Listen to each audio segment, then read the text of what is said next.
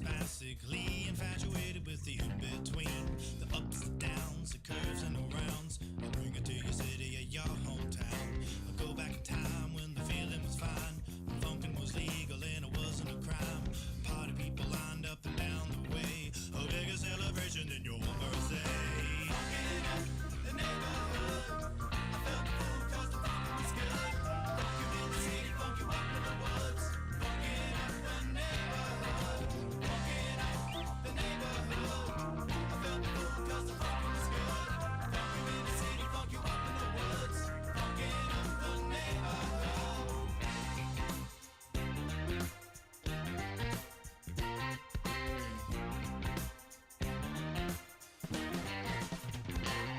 And I have seen the world pristine, funk you up in the bushes, funk you down in the trees. Now look around, all the frowns, the yellow, the white, the red and the brown. And keep in mind, it never costs a dime, cause funkin' is free, I remember the time. Now look today, the streets are gray, time to take it back to yesterday. Funkin' in the neighborhood, I felt the fool cause the funk was good. Funk you in the city, funk you up in the woods. Funkin' up the neighborhood, funkin' up the neighborhood. I felt the fool cause the funk was good. It was good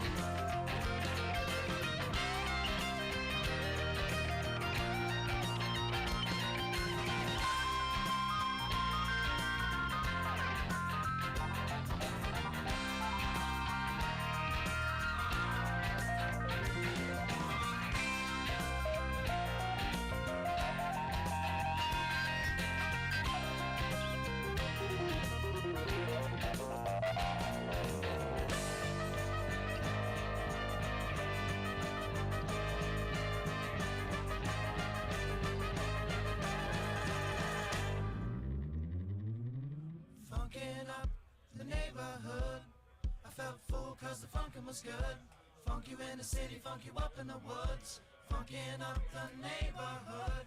Funkin' up the neighborhood. I felt full cause the funkin' was good. Funk you in the city, funk you up in the woods. Funkin' up the neighborhood. Funkin' up the neighborhood. I felt full cause the funkin' was good. Funk you in the city, funk you up in the woods. Funkin' up the neighborhood. Funkin' up the neighborhood. I felt full cause the funkin' was good. Funk you in the city, funk you up in the woods. Funkin' up the neighborhood.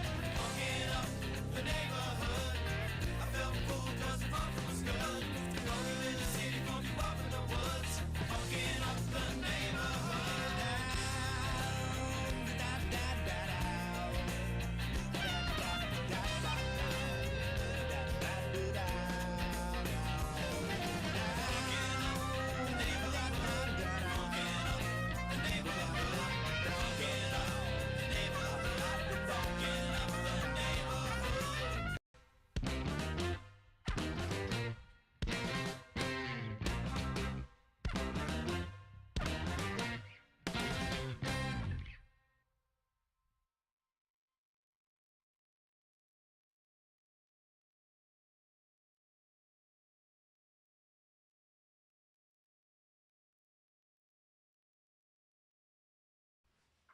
And we're live.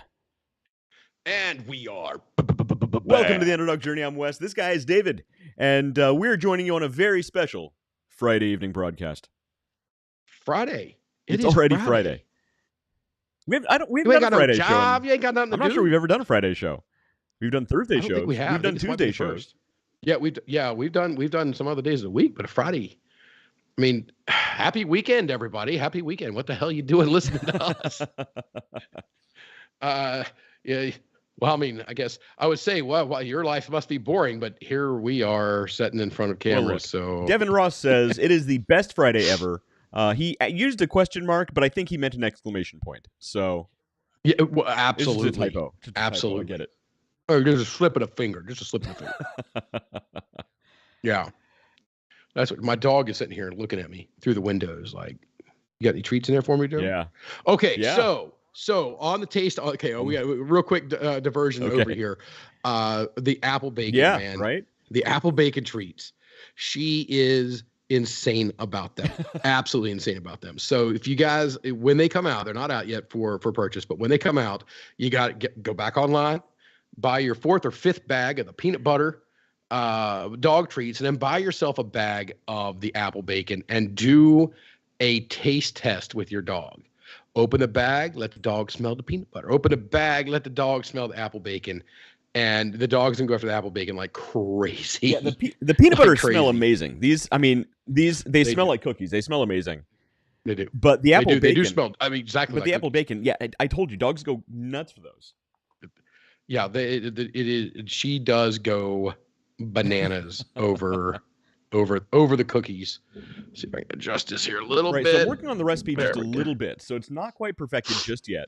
One thing I'm trying to get my hands on is so when you make so the treats themselves are made with brewer's grains from a local brewery. They actually come from Hofbrauhaus right now. So actually at the Hofbrauhaus, go to the beer garden. You can get some right now in the beer garden for your pup. But they're made with spent brewer's grains. Well, the apple bacon, what I want to do is find a really good cider producer, because I love ciders also. And, when they make the cider, the apple pulp that's left is called pumice. And I'm trying to get my hands on some really good apple pumice to use in these. Okay, so there's a distillery over here called 1911. Okay. I'm sure there's a technical, I'm sure it's in a city that I'm going to not remember. So I'm just going to say south of Syracuse. Sure. So it's just a little south of the city, and I'm a little north of the city, and they have an apple farm. Oh, really? They have an apple farm, so they have a huge setup of apples and products. Of course, they do apple cider and other things with that as well. Plus, they have Actually, I think I brought the 1911 whiskey over on one of our whiskey nights. Sound familiar. When we were at Matt's, and we all ended up at that one place, and boy, that was a fun night. That was an interesting night. That was a fun night. That was an interesting night. Yes. Anyway, so we're not going to talk about it. You don't talk about that. We don't. It was hilarious. Me chasing Klaus around the car. That was never gets old. And trying to get the right people in the right spot in the cars. Insane.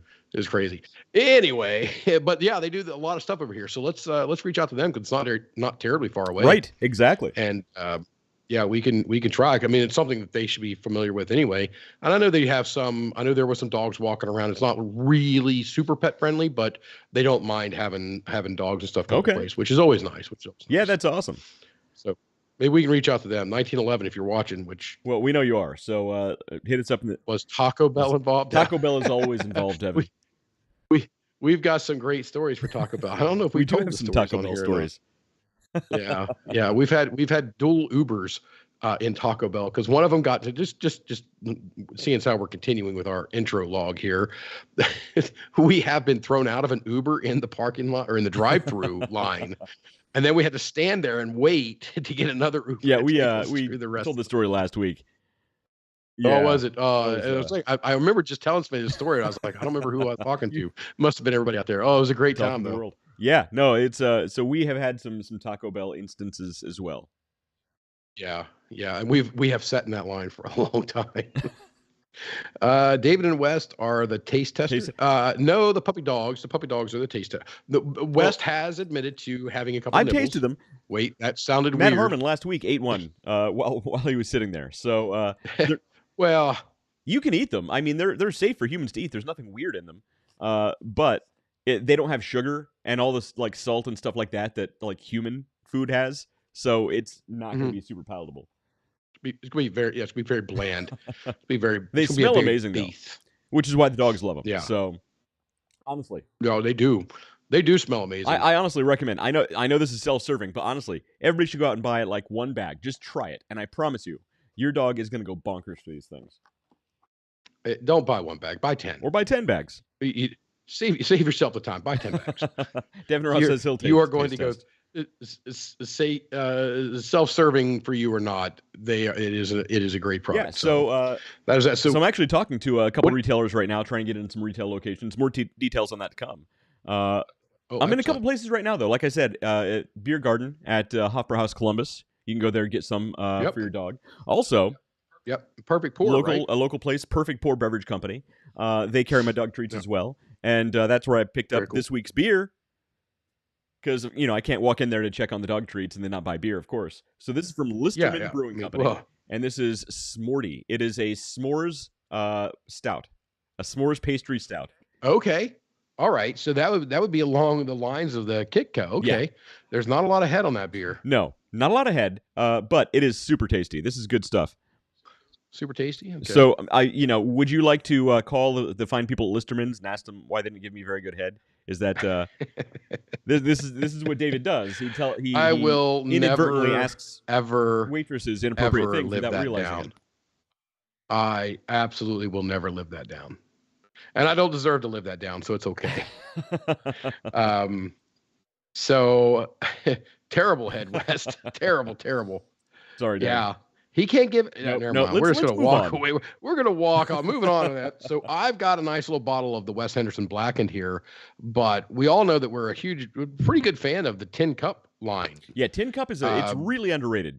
If you get a chance, you should drink. Yeah, it's really underrated. It's a really underrated bourbon. I think once it catches on, and people really realize how good of a bourbon that is, that we're going to see it get restricted more, which is sad. It's good because it deserves to have that kind of recognition, but it's sad that I feel that it will just get put up with the rest of them. But I stumbled across a black cap instead of the silver one, and this is a 10-year. So I don't know what the standard age on Tin Cup is.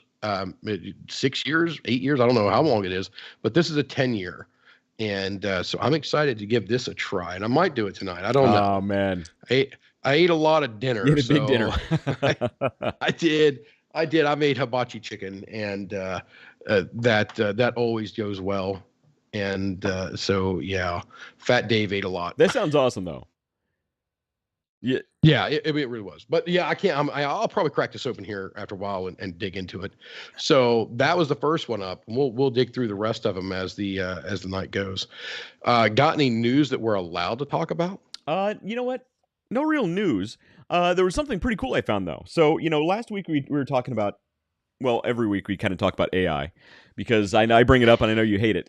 But one of the things that I sort of briefly mentioned towards the end was, what's going to happen when AI starts developing our entertainment, like generative AI will on the fly create scenarios in video games or completely unique events within a game, or, start writing movies. It's only a matter of time. Some people are predicting this is a real thing people are working on now, which is, you could actually go into a computer program and say, I want to watch, a movie about space pirates starring Leonardo DiCaprio and Selma Hayek, and I want them to fight killer clowns from outer space. And the AI can actually develop this and animate it for you on the fly. These are things people are working on right now. And, last week I kind of jokingly kind of mentioned something like that, but I did some research, and there's already people kind of doing that right now.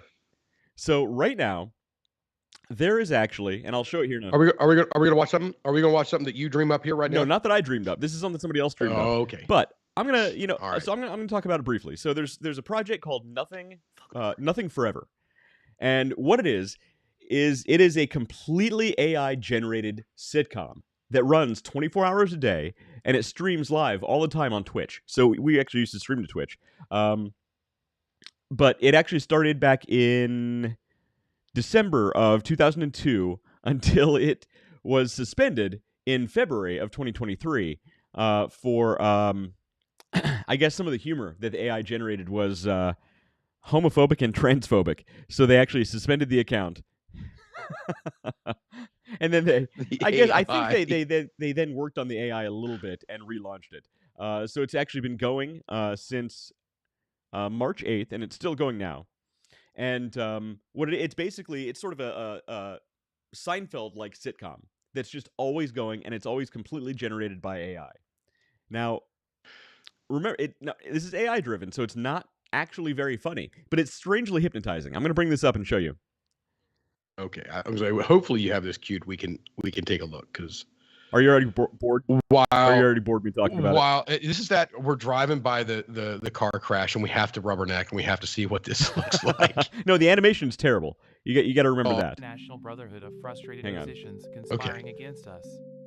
Yours humorously. Weird. Oh, advertisement. Okay, there it goes. It adds laugh tracks as well. Okay. So I don't know if you're sharing your computer's audio because we can't hear. You can't hear anything? Nobody's talking yet. Well, I heard some little tweedle-deedle here, but that was it. You know, I was everybody's thinking, just swaying if we all lived underwater, would we still need umbrellas? Manfred, that has got to be one of the most absurd ideas you've ever had. And trust me, there's some competition there. I got the laugh tracks and everything. Actually, Leo, it's a valid point. If you think about it.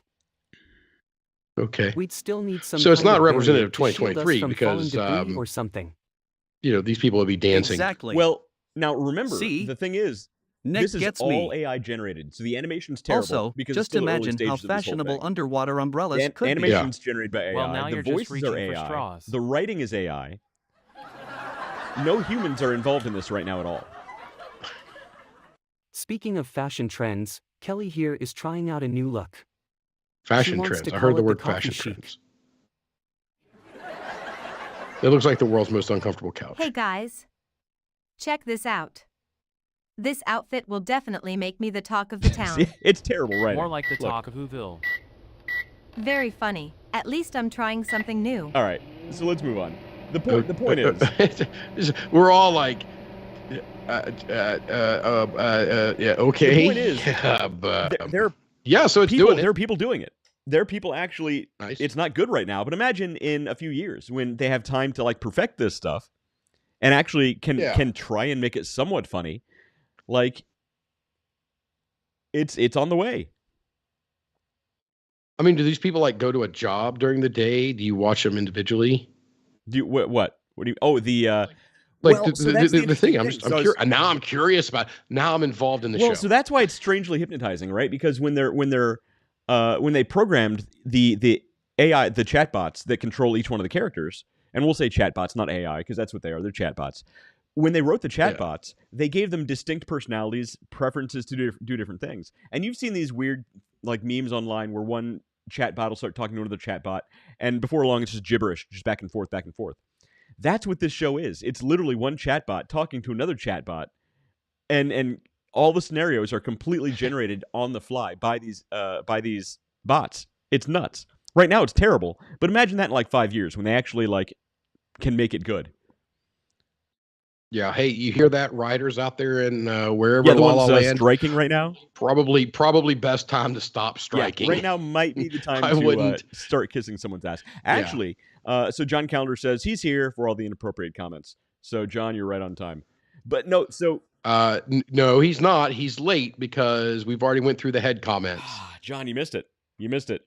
You missed West's head. It was terrible. It was flat. It was not good. Anyway, you are the inappropriate comments. Yeah, I like it. Let's start it. Let's go, guys. It's Friday night. Exactly. But I forgot where I was going with that. The point is, yeah, it's cool. It's cool. We'll see how it goes in 3 to 5 years when we're using the a newer, not something from 2002. Language models and things of that nature. I think it'll be even better. That's what for entertainment. I forgot. So where I was going with that is the writer's strike, right? So one of the things that's driving the writer's strike right now is the fact that certain people in the industry who weren't part of the guild, the Writers Guild or whatever it is, Screenwriters Guild, were using chatbots to generate some of the content and ideas they were coming up with. And they're striking to try to ban that sort of thing in TV and movies. Locke, how's it going, buddy? Good. Hello, Mr. Locke. Do you have school today? Right now, No. You're out. Yeah. You're out? Yeah. Did you go to the memorial tournament? 18 months. Did you go watch golf? Did you watch the blimp? Is the blimp flying around outside? Did you guys watch golf? I don't know. No, they don't even know what that is. Yes, we do.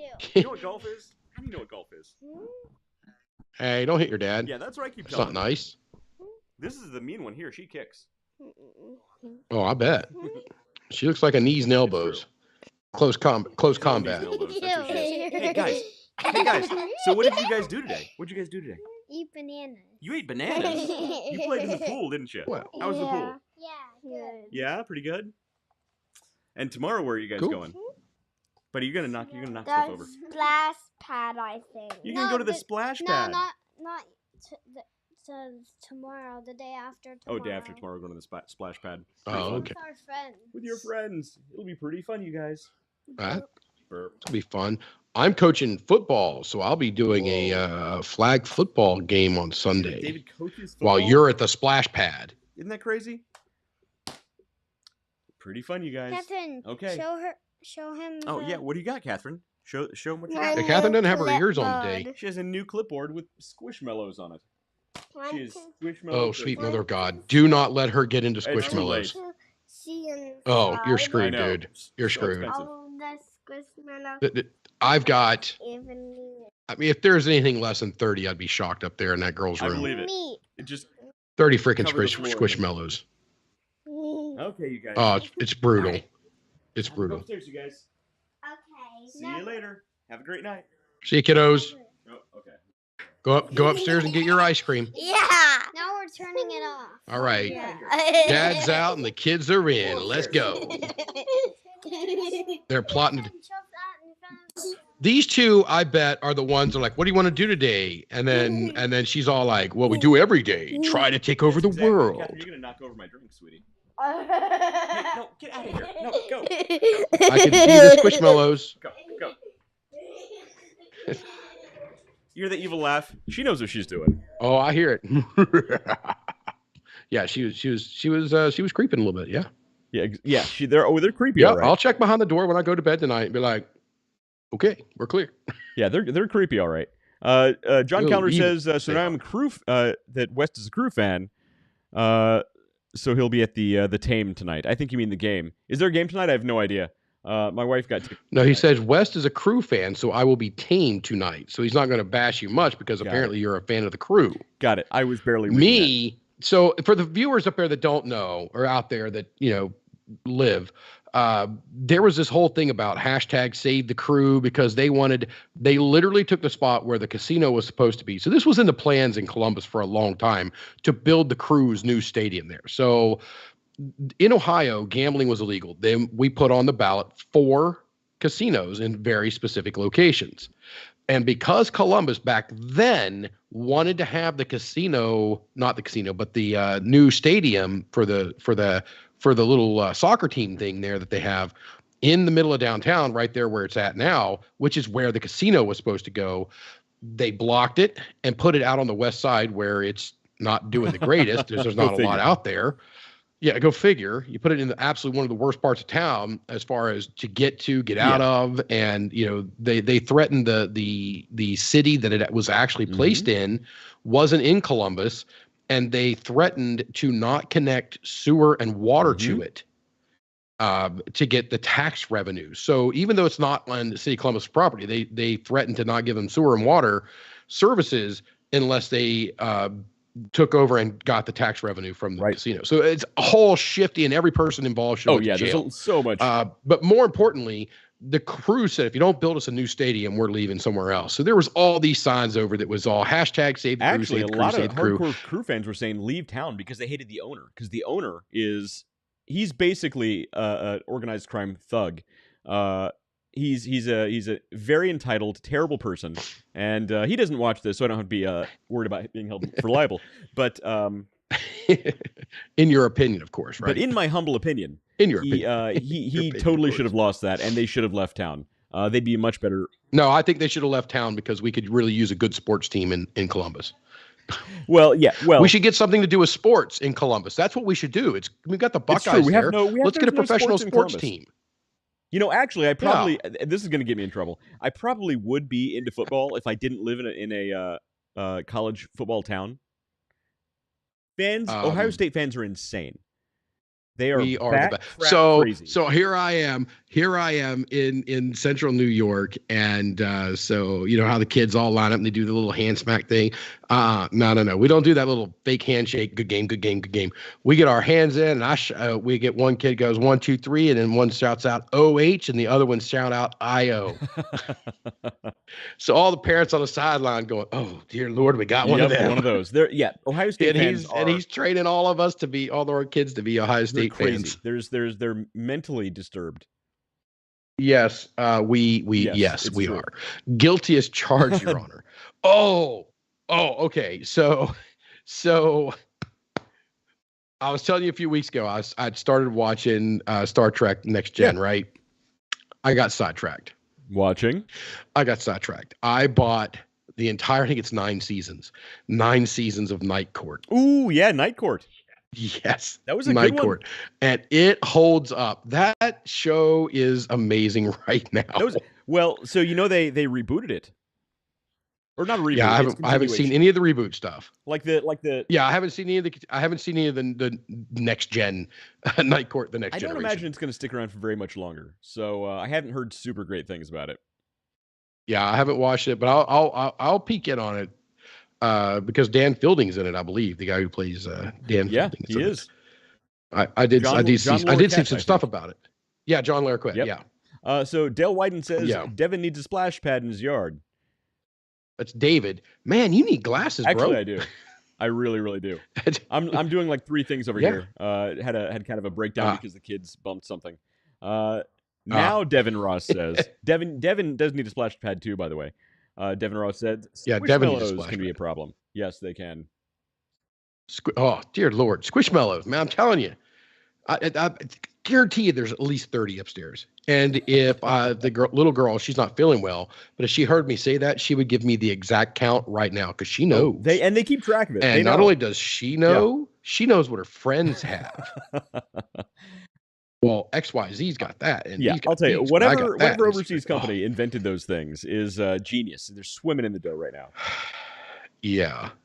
I mean, they're not cheap either. And they're not like it's like $30 for like a ball of fluff. Yeah.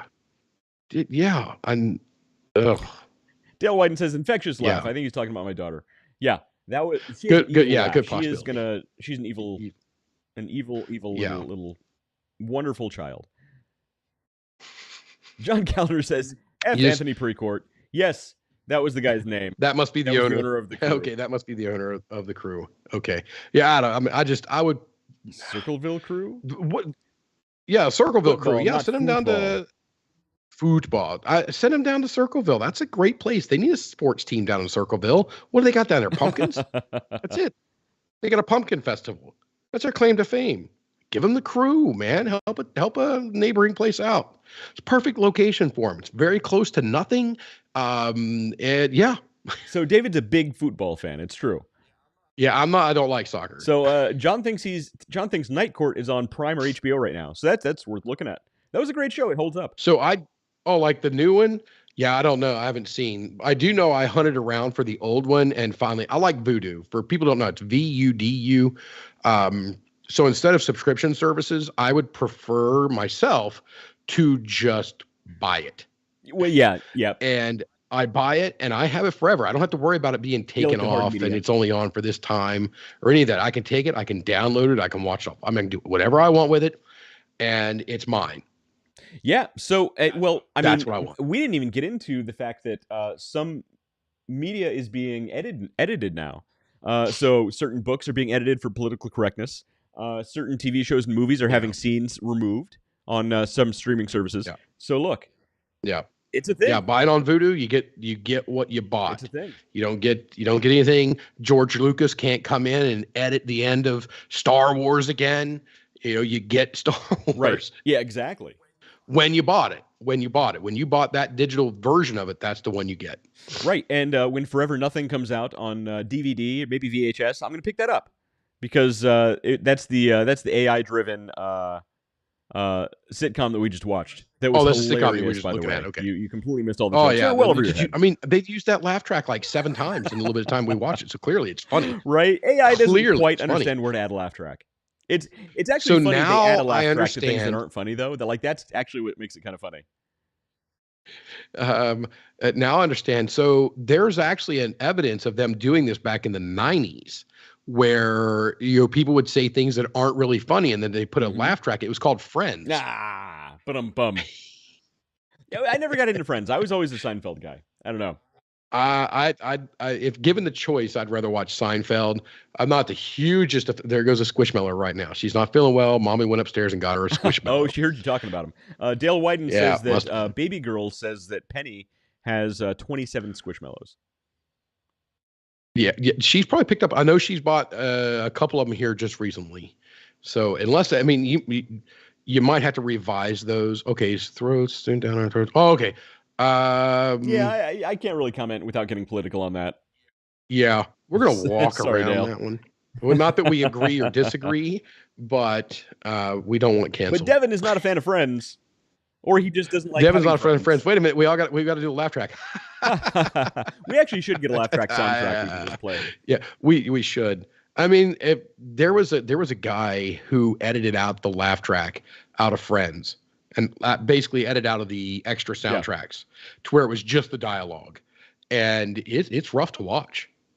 It is rough to watch. And some of those things are hilarious. I think it might be the same guy who did the that last scene in Star Wars where they're walking down the aisle and the princess puts the medals around their neck.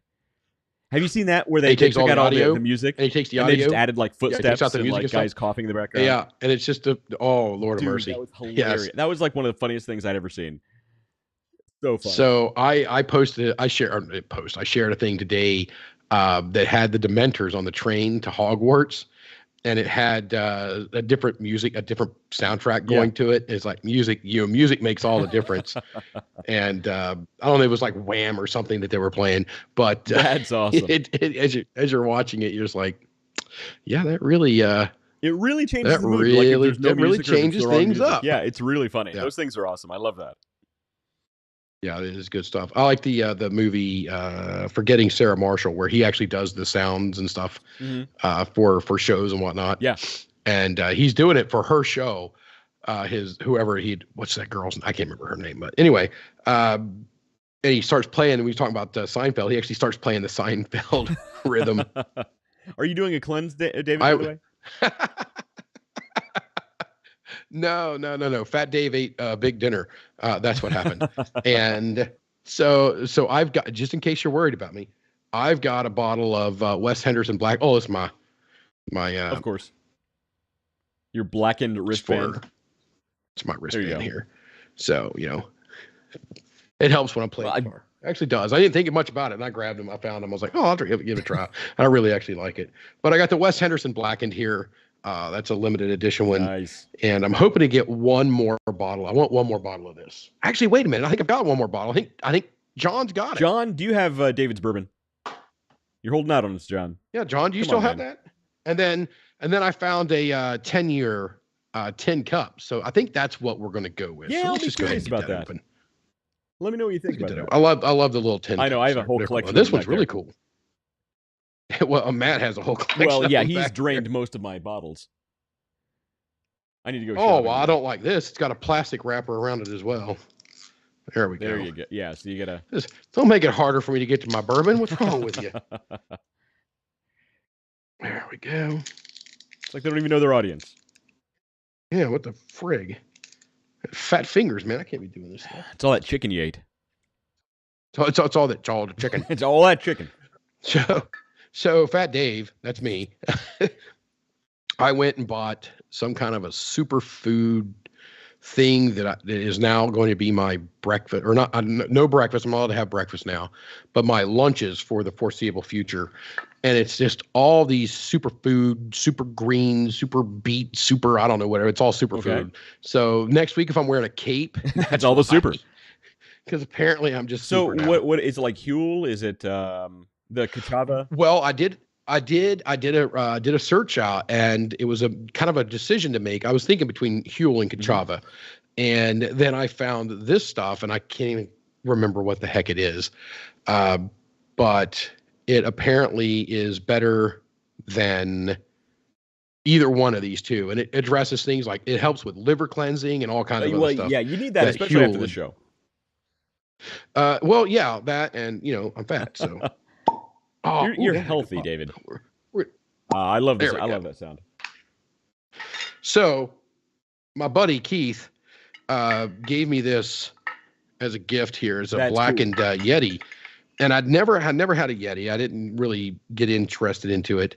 And Yeti right here. so he bought this for me, and I put an ice cube in here probably 45 minutes ago, and I mean, literally, there's not even a drop of water. It's crazy how well they keep stuff cold. They're not even sponsoring the show. This is what I keep my bourbon in. Yeah. This is my bourbon Yeti. This is No, I can vouch that that's a lie, because every time I pour a glass of bourbon for West, he's like, Dave.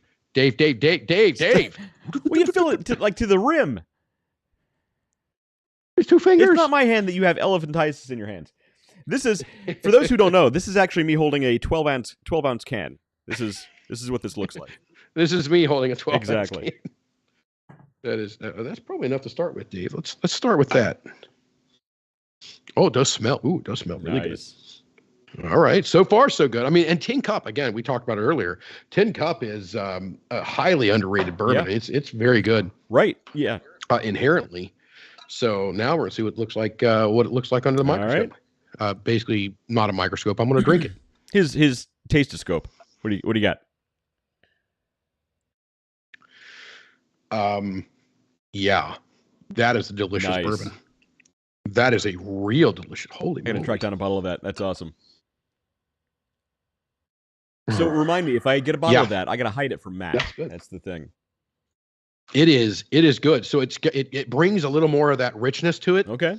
I mean, don't get me wrong. It's a good bourbon. It's got a great soft curve on it when you're with a regular tin cup. That right there, it just takes it up. It's just a better bourbon. That's awesome. It's literally just a better tin cup. Okay. Good to know. That's good. That's really good. So Dave approved. So on this ridiculous, stupid thing that I'm doing here, trying to get, healthy and whatnot, starting after the show, of course, then yes, I will be on what did he say? Drying out or whatever. If I was on a cleanse. On a cleanse. I won't be on a cleanse today, but I will be. I think I'm gonna drive for 30 days straight. Okay. With no alcohol. I'm gonna try to limit sugars and things like that. No alcohol. Yeah. Drinking this protein thing for lunch. And it's all plant-based protein too. All that actually tasty stuff. Yeah, all while being a lot more active coaching football and doing all this stuff. Yeah, good luck, man. Yeah, that sucks. It takes discipline. Yeah, that's gonna be the part of it. So the wife told me today that I wasn't allowed to have cheese sticks or bacon anymore in my diet. See, no, that's those are fighting. That did not go over well. Not... So I happen to be sitting at my desk with my phone on and ready to record. And so, of course, I immediately, as she turns around and walks out, I record. I'm like, well, my wife asked me for a divorce today. Nice. And she pops in and she just plays right along. She's like, that is not what I said. I'm like, well, what did you say? She's like, you're going to cut bacon and cheese sticks out of your diet. And I was like, that's basically the same damn thing. So that video's doing pretty well hilarious. on the Book of Faces right now. Yeah. It was pretty funny. I mean, and she didn't miss a beat, man. She didn't miss a beat. She was playing right along. Did she know she was being recorded? Unscripted radio. Oh yeah, she because I leaned side so she could see. So I mean, like I said, she didn't miss a beat. She played right along. Oh, that's funny. Hey, when are we gonna get her on to talk about her business? So Wishful Wondering's travel. Yeah, sometime soon, man. It's a matter of, so I'm here this week. Most of this week, I did do some travel earlier in the week, and then next week I'm out in Buffalo area towards the end of the week. So we'll see possibly next Wednesday. Depends on how this Tonight Show goes and what we talk about on Friday nights. Whether we had discussed previously on the episode of the Underdog Journey, we had spoken about maybe moving the podcast either to a later time slot, or if we want to be TGIF Friday nights. I mean, it's kind of up for grabs where we want to land. But if we don't want to move and then move again. So right, we will we'll wonder. We'll figure that out. Well, you can wish and you can wonder, but eventually you got to make a decision. Yeah. Yes. Well, we need to make a decision. Say, all right, do it. I think the 8:00 show did do very well. A lot of people did enjoy that, and it pushes us out past and more tomorrow to more to our demographic. Yeah, I think it's hard for some people to get in and watch like right after work or right around dinner time, that sort of thing. Yeah, right after work, they come home, they do this, they do dinner, and either they're in the process of making dinner, eating dinner, or they just got done and like, all right, let me log on and see what these yahoos are doing today. Nope. Yeah. I hear an old man stumbling down my stairs. Quick, hide my tin cup. I'm gonna put. Oh no, it's your I'm gonna put a microphone in that stairwell, so people can hear you dying as you come down the stairs. It is 7:42, sir. Where have you been? Holy crap! It's 7:42. The dryer hose came off the dryer. You know what I know. Why are you putting pantyhose on the dryer? The dryer hose came off, and I had to use zip ties to get it back on. You know the whole. Why is the clothes not drying? Because someone didn't change the lint filter. Fair enough. Okay? As a fire guy, I would go get the Roto-Rooter and start cleaning that thing out. One time they didn't clean the lint filter. One time. That's how. Yeah. That doesn't matter. I make sure it's clean. Yeah, man. Time, and then I use the Roto-Rooter thing and clean out inside of it. Yeah, and then what about the line to outside? Yeah, I pull those down and hose them out in my wet dry bag. I don't. I have a little family of birds and raccoons that live in there. It's pretty cute. Yeah, I take Not funny, Wes. seriously. I am not amused. The fire guy's not amused. Go figure. I know. Yeah, and Devin Ross over here getting on you too. You're not supposed to use zip ties. What are you supposed to use? There's literally clamps that are specifically built to do that stuff. Matt, what is wrong with you? Matt, you guys die a fiery death. Oh, sweet. Oh. Well, blame the manufacturer in that case. You might have a lawsuit on your hands. Right there. That's how you can get rich. I'm already rich in spirit. There you go. That's. Yeah, it's hard to buy a boat with that though. Fair enough. We've been live for about 40 minutes. 45 minutes, man. He's Matt Harmon drinking Jameson's because I'm out of tin cup. David's drinking tin cup today. He got the 10-year aged tin cup. I didn't know there was such a thing. Oh yeah. You know what? I'll take whatever the age the regular stuff is. A smart man, which apparently is not me, would have brought the other one over for a side-by-side comparison because you can tell it is a much richer collar. And the oak flavor really comes through, but I didn't want to say that because no crap. You don't want to rub it in. Duh. I get it. Duh. Like everybody who does a bourbon tasting and they're like, oh yes, I can. It's got rich notes of oak. Well, yeah. Well, it's it's bourbon. So yeah.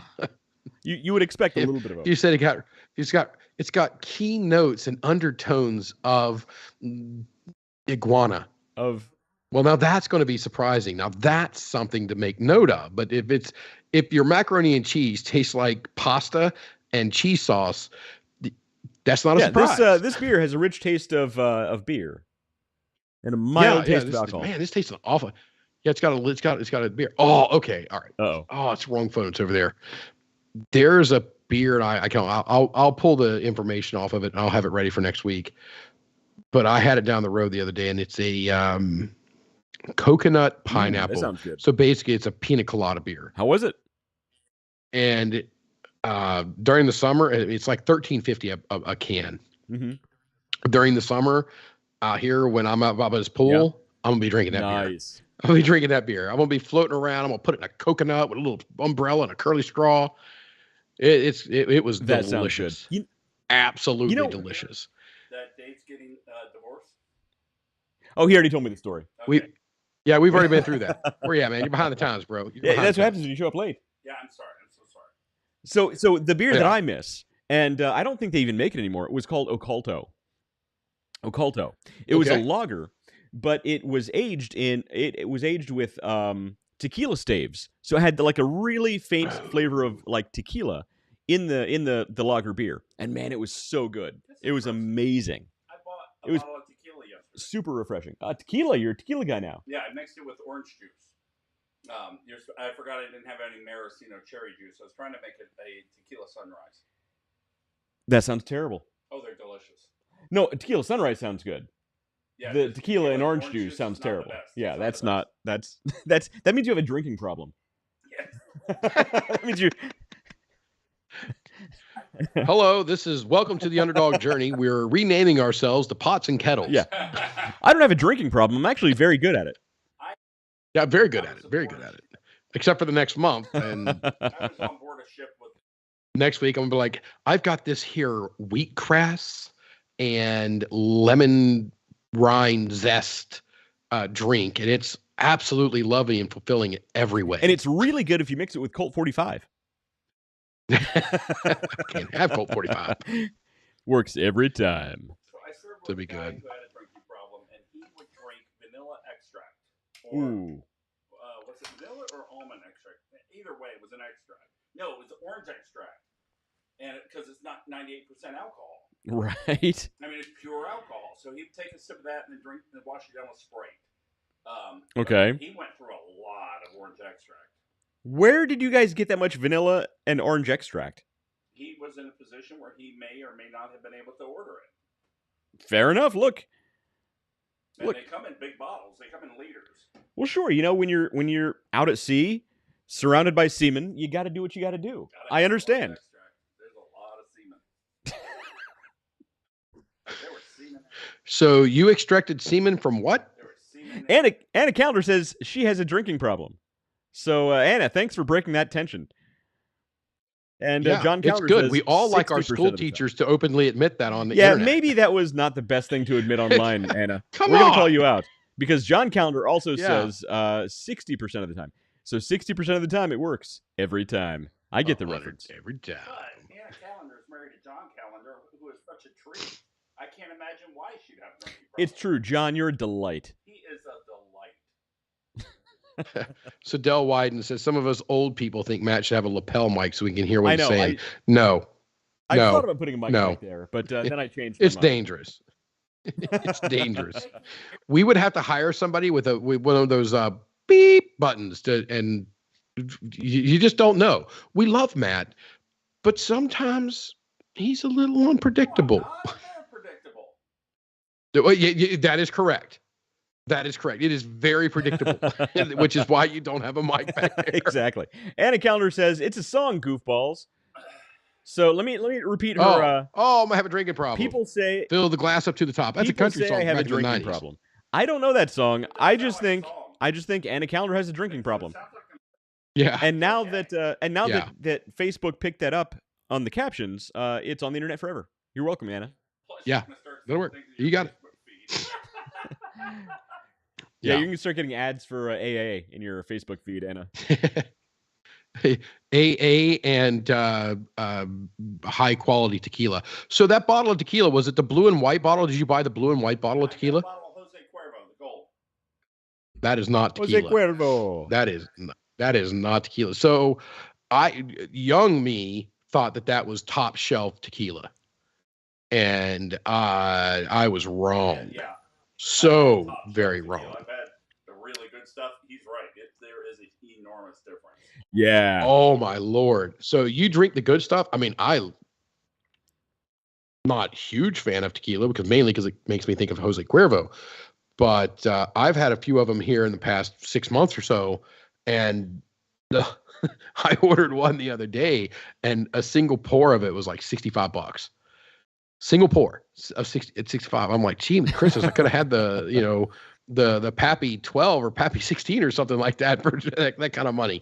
And but it drinks like a bourbon, or it drinks like the sipping rum. I got the Diplomatico sipping rum around here Right. somewhere. Well, that's the best thing about going to really the good hell like is that? Mexican restaurants. You get a flight of the mezcals. So for those who don't know, Okay. Tequila is a mezcal, but not all mezcals are tequilas. It's kind of like a whiskey and bourbon, right? Bourbon is a whiskey, but not all whiskeys are bourbon. So yeah, That's right. Go to a really good Mexican restaurant. Get a Some flight of people the mezcal ruined it and called and it just taste them scotch. next to each other. Ugh. Okay. So good, man. So good. Uh, There was actually this place right And up then- the street called Mezcal, and we had flights of mezcals. My family, my in-laws, we all went. Had flights of mezcals and many pictures of margaritas that night. Margaritas. And that was the night that we found out that my wife was pregnant with my son, and maybe that might explain some of his odd behaviors. I'm just putting it out there. I don't know. I've met his dad and his mom. I've got all the explanations that I need. Fair enough. All the explanations that I need. You see, when a kid's drawing a picture of a demon spider, what are you trying to say? And talks about his amblyopidgets and aglamyopidgets or whatever the heck those things were. The kid loves his and the vinegar runes. The kid loves his creepy crawly creatures. Yeah, but just past your head there's a couple cases of, we got some spiders, we got some so we have a humping pill bugs or whatever they are right here, and back there with the red light are my isopods. Yeah, as you have, yeah, it's just the way it goes. So yeah, again, back to the core of the story, we know why he is the way he is. What he said is isopod a sexual thing, and I said no, that's the type of creature they are, but they do like to hump. Wes did actually talk about that. I think actually on the show too, about those things. He got them in, and all they did for the first X amount of weeks was just that's all they do. That's all they do all the time. Just, I mean, what would you do if you're stuck in a fish tank all day? Like that's all they do. Try to find a way out of the fish tank. Devin Ross says, "I didn't know you were a bug guy. I'm going to die here." Yes, Devin, I'm a big nerd. In case you haven't been able to guess that yet. There's no guessing needed. He's a nerd. I mean, I'm a nerd too, but agenda. I don't. I mean, I'm going to straight up be spraying. So for the stuff that he brings in intentionally, I spray for to keep out of my It's house. True. It's the carpenter ants. If they escaped, that would be a big problem. I have peppermint extract and all kinds of shit that I keep ready to go. Oh, I do to too. keep bugs and spiders and stuff. I don't want other critters in my house. So here's the big one you need. Here's what you got to buy. You need something called diatomaceous chalk. Diatomaceous chalk. I've used that. So yeah, it's actually a chalk powder it's made from crushed up from diatomaceous apparently. From diatoms. Diatoms are fossilized microscopic single-celled organisms. And what happens is this chalk, it's actually safe for humans to eat. They actually put it in food. It's food safe. And it keeps bugs out of it, right? What happens is it basically forms these tiny little crystals that get in between the segments of exoskeleton of the insect, and that's how it kills them. It basically dehydrates them because they lose all their moisture from these tiny crystals. It's a whole thing. Diatomaceous chalk. Sprinkle around the edges of your house, in your windowsills, wherever bugs are coming in. I'm telling you, it's going to stop them. It's good stuff. And you can eat it. You could literally get it just by the handful, shove this stuff in your mouth. Not going to harm you at all. I don't recommend it, though. I have a propane-powered fogger that I pour this very highly poisonous stuff into, and I fog my house, and the neighbors get it for free. And that's why everyone in your family has webbed toes. I get it. That's right.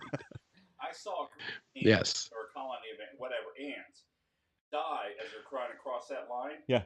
And the other ant finally build a bridge with the dead bodies. They just start walking over the dead bodies to get over the powder. It's crazy. Now, I don't know if it was powder.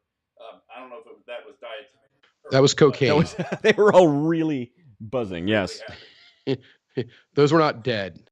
They were. Yeah. You ever seen the movie Cocaine Bear? It's like that, but only with ants. Yeah. No. So I texted me and say, "Hey, dude, I just got the whole 9 seasons of Night Court." He's like, "Oh, sweet. Did you get Cocaine Bear?" And I'm just there shaking my head. I'm like, "This dude don't know me, does he?" Cocaine Bear is not a movie that I've never seen. A Sharknado. So I've actually heard Cocaine movie Bear is about kind of funny. It's not like Sharknado. It's actually based on a true story. Believe it or not, it's actually it's actually based on Cocaine Bear. Yes. Based on it. Yeah. It's a black bear. So, here's something else. Devin Ross says diatomaceous chalk is also used for a bed bug treatment.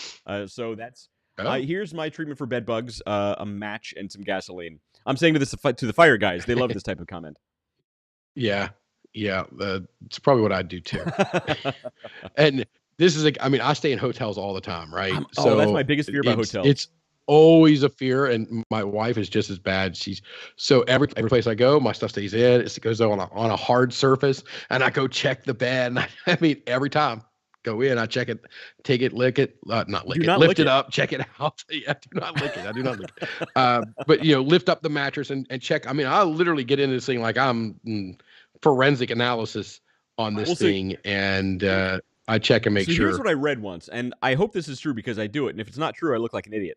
So when you first get to your hotel room, what you do is you put your luggage in the bathtub because they don't nest anywhere near the bathtub, right? So you put it in the bathtub, and then you go and you lift up you take the sheets off the corners of the mattress, and you look in the corners of the creases in the mattress, and that's apparently where they hang out. Well, it's where they hang out, and they're also more susceptible to getting crushed there, which is where you're going to see seeing the bugs themselves is a little harder, but seeing the blood splattered carcasses is a little easier. You've never used that phrase on the show. That's a first. Blood splattered carcasses. A little easier to find. So yeah, you go and you look for traces of it. So I used to do inspections and stuff and service back in hotels back in the day for fire alarm and whatnot. And they had it because there's a big problem for hotels that they've always got to stay up on. And they would have all the pictures and all the thing of what to look for. So I just took it and was like, snap picture, snap picture, snap picture. I'm doing this every time I go. And I have since then. Yeah. Because it got really bad there for a while. It was like, they were like, hey, this hotel over here on the east side of Columbus wants an inspection. No, we're busy. Right, exactly. I mean, like, I don't want to go there. I don't want to send any of my people there. So, no, we're good. We're busy. Thank you much. Move on. All bad. Nothing good's coming out of this. Yeah, so back when I was living, when I met my wife. Back when you were living. When I was living, and let me finish the story, you'll understand. Dead. Back when I was living, I was... before I met my wife, before you were married, my current wife, I was living in a college neighborhood, dating college girls. It was a whole thing. But the college neighborhood I was living in was this kind of old apartments downtown, and they had a couple of breakouts of bed bugs. So I was getting out of there real quick. So that might actually be the reason my wife and I got married, is because I had to get out of that place quickly to get away from the bed bugs. So, hello, Kirsten. Do you have a bed bug free environment? She doesn't watch this show. It's fine. I can say it. I don't think mine does anymore either. They both gave up. I think she pops in from time to time just to make it pretend like she's supporting me, but she's off doing whatever. Right, exactly. She's planning travel. So you guys, if you book a travel thing, reach out to her. Keep her from watching the show some more. Now because we're talking about bed bugs. Yeah. It's weird. It's like I do not fear bed bugs. Yeah. They fear me. Who are you, Chuck Norris? Well, I've seen him once. You saw bed bugs. Well, he was a seaman. Yes. So yeah, I get it. So I believe we have set a record tonight. We have now went an entire hour before even remotely getting to our topic. We just got done talking about. We're just saying hello. This is how we say hello. Yeah, we've said hello. We're good. Got a question, We're good. And I'll get close so you can hear me. All right. When you have a large company, say you have a large food service company, right? And it's a global food service company, and they're subdivided into small, large, what they call houses per geographical region, right? So you've got the corporate headquarters. So different distribution centers of the larger company, yes. And each distribution center is run like its own little corporation. They've got okay. the president of that particular, and now the management of these corporations, so these little distribution centers or big distribution centers, range from really good to grossly incompetent. And my question is, why do and I've heard all the memes and all the cute sayings, but why do bad managers continue to have jobs? Why are they promoted? And are they actually bad managers, or is it just me thinking they are bad managers? I have lots of theories about middle management. Well, there's perfect evidence, and there's ways to track this down. The answer to your last part of the question is, are they actual bad managers? Or some of it, are you thinking that? It's probably a little column A, a little column B. We get somebody, let's say somebody is really good at the logistics aspect of it and running the dock, okay? But because they've been there for 10 years and doing that and they're great at it, doesn't necessarily mean that they're going to be great at managing people who do that. Okay, so managing a group of people that do a job that you used to do is very difficult. So while companies are all the time going, hey, we like to promote from within, well, that's actually one of the dumbest and worst practices you can do. It is prominent. It is throughout every industry. People love to say, hey, we love to promote from within. Up to a certain The problem level. is when you're... That's different conversation. Yes. Yeah, different conversation. But for the most part, for the jobs that we're going to be talking about, they try to promote from within. You get into these first level managers up to middle management. You're doing a lot of internal promotions. These people who used to do the job. And one of the hardest things you can do is when you move into a position of a manager is to let somebody else do a job that you know you can do better. You can be better at them. You can do it differently than them. And it usually causes some issues and some strife. And the manager believes that he's now been promoted to create other people that operate just like him, think just like him, and they're checking boxes. And that's it. So the answer is yes. They maybe not be well suited to be managing in that right then. Not to say that they're bad managers. They may not be in the right position. It may have been a beneficial move for them to go somewhere else or manage in a position that they didn't have a lot of experience with, because they're not just taking those talents of, hey, I was a good dock operator or scheduler or this, that, and the other. That doesn't necessarily transfer to being a good manager of those people. You may want to take that person and put them somewhere else in the business if you want to promote within, get them experience as a manager in something that they know they have to rely and be a support structure for their team versus, hey, I was really good at this, so now I'm a super guy at this, and you guys all have to do what I say. That's usually how they come across. And almost every manager who gets promoted from there has that dickhead moment. That's, I believe, is the scientific term. That happens quite a bit. So I have other theories. It's very frequent, very cynical, very common. And I probably shouldn't say them on the internet. Well, let's have it. Get another drink and let's move it. Offline about the other. What else are you gonna say besides the internet? All right, fair enough. Okay. So I don't think anybody that I know watches this show. I know a lot of people that watch this show, but I still let it. So here's the thing. A lot of big companies, they hire from within up to a certain level. Once you get beyond that level, they almost 100%, regardless of what they say on the corporate level, almost 100% of the time will hire from outside the company. Right. It's just what they do. They want the best of the best in these higher level positions. Those higher level positions will then fill the spot just below them with people they know. Over a period of time, they will gradually reduce the staff that's already there, replace them with people that they have worked with in the past. And generally speaking, they're going to be okay. They're fine, but you know what? They have this relationship with the person above them. That's great. They have a great working relationship. And then you have a rung just below them that is what I call sort of the dregs of middle management. They're people who are just good enough at their job to float to the top, and you know it floats, so they float to the top of that level. And they have people below them who actually know how to do the job really well. So they end up looking good, so they get to keep their job. The people below them are really good at their job and should be promoted, but they don't have the management experience. They don't get promoted. So the company says, you know what? You don't have the experience to get promoted, but you're really good at where you are. So let's keep you right where you are. You can shift around to the company if you really want to, but you know what? You're ideal right there. You're key right there. So what happens is this sort of stagnation of people who are really over more than competent for the position they're in, just underneath somebody who is almost completely and totally incompetent for almost every role, but they look great because the people below them are good. They also look great because the people above them are too busy to notice that they're not great at their job. And the people above them, they have previous history working with people below them, and there's the senior executive management who is too busy to notice any of this stuff happening. So you get this layer cake of really good, pretty good, terrible, really good. So, am I wrong, David? I would expect no less of you. Your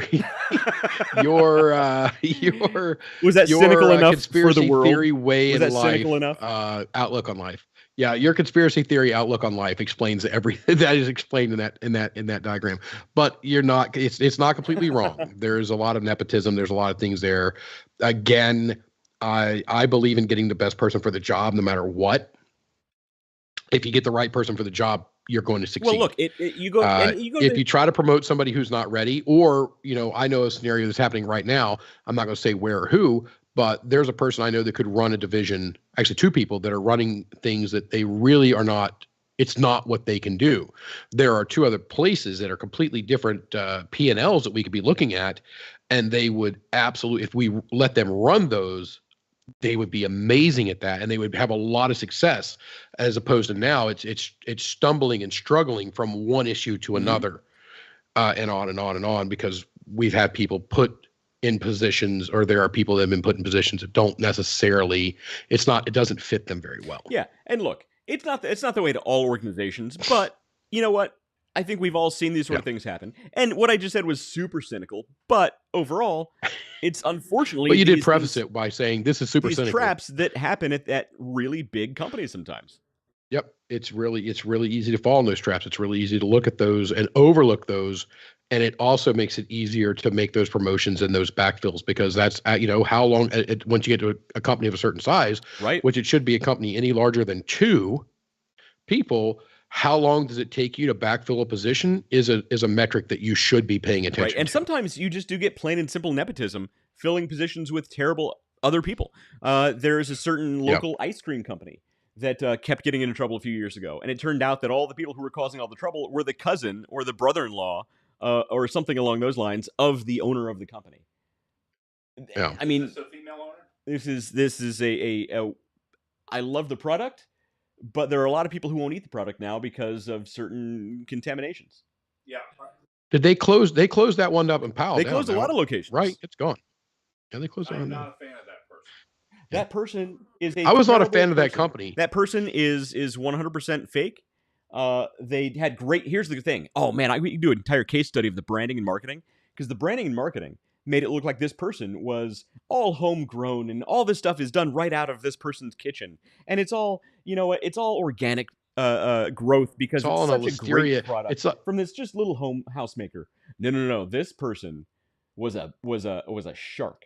I know. This person was a shark. I used to sell to her company. Born into money, married into money, had paid for amazing marketing right off the bat because they had the money. This person was a shark and a terrible person at that. Just not a nice person. In the beginning, God created the heaven and the earth. Oh, that's not what we're doing. Okay. Had very loyal customers, but has changed so much. Yeah. I mean, you go into the corporate offices now, and there's no warm feelings. It's not nice.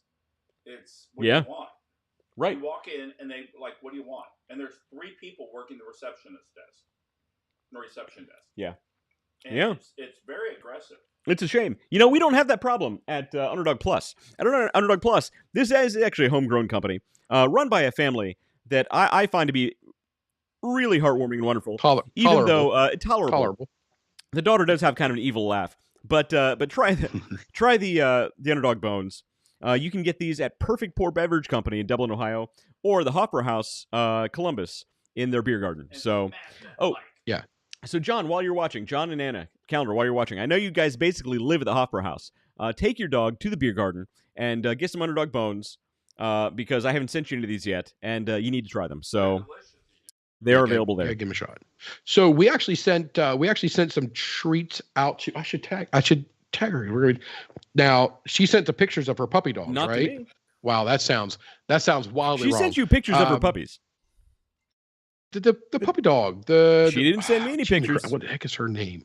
No, she did. We were on the same text. Oh, I don't check that chat. I'm not on that. No, she didn't send me any pictures. There's no pictures. Oh, of the dogs. I thought you meant since she got the treats. I thought you mentioned since she got the treats. No. Of the dogs. Yes, the very cute dogs. Yes. About your puppy. I didn't feed them. Hofbrau House actually has an Instagram account for just dogs that come to the beer garden. It's called Hofbrau Hounds 614. Ah, yes. So they actually took those pictures. Very well. Yep. Yeah. Okay. All right. So I texted her now. So I think one of them is named Cricket, but I don't know. I texted her to ask her what the other 2 puppy dogs are. So we're setting them, and this young lady, she takes her dogs to like nursing homes and hospitals and things like that because her dogs are trained to be support puppies. And so when I seen what she was doing, I reached out to Wes immediately. He's like, we got to get these puppy dogs some treats. we have got to get these puppy dogs. Yeah, I think she'll get those tomorrow. Hopefully, we I think she'll get those tomorrow morning. I was gonna say there's no way she has the treats yet. That'd be great. Hey, by the way, Matt, what did your dog think of the bacon, the apple bacon? Well, he choked on one because he loved it so much he didn't chew it. But then on the second one, he took some time to chew it. Okay. And he really enjoyed that.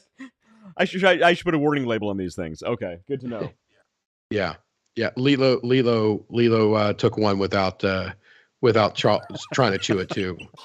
Great. Now I am the cause of dog deaths all over America. Fantastic. You could see on her face like, uh-oh. So I gave her another one, and they're crunchy as can be. They are just crunchy as can be. So that's something else I'm trying to work on. So it's perfect. I think they're a little bit too crunchy. No, dogs love it. They eat bones. That's true. Dogs love it. Bones.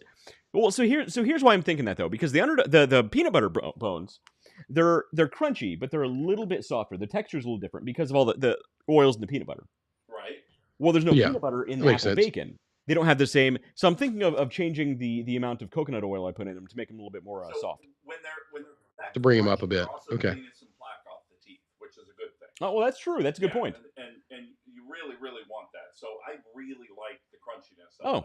Well, there you go. Okay. Even having ate one. You ate one last week here. It was not too. Did it clean the plaque off your teeth? Yeah, my teeth are so much cleaner. Your coat's a lot shinier today. Yeah, he had a dentist appointment on Tuesday. His dentist nose was is just wet. raving It's about cold and wet. So my wife wanted to know what mold are you using. Well, how do you make them into that shape? Oh, I don't use a mold. I use cookie cutter. By hand, every one of them.